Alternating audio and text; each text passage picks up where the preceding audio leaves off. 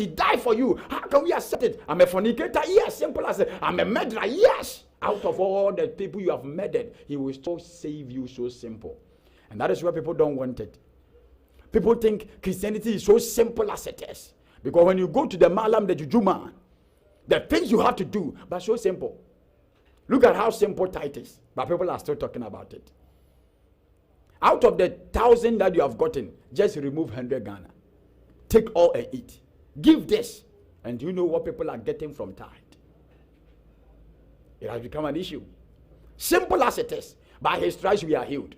I'm sick of hepatitis B, sick of cancer, and we are talking about the beatings of somebody has healed me. Yeah, you may not understand it, but I was healed by his stripes. Repent. If we can repent and accept that simple matters, things greater.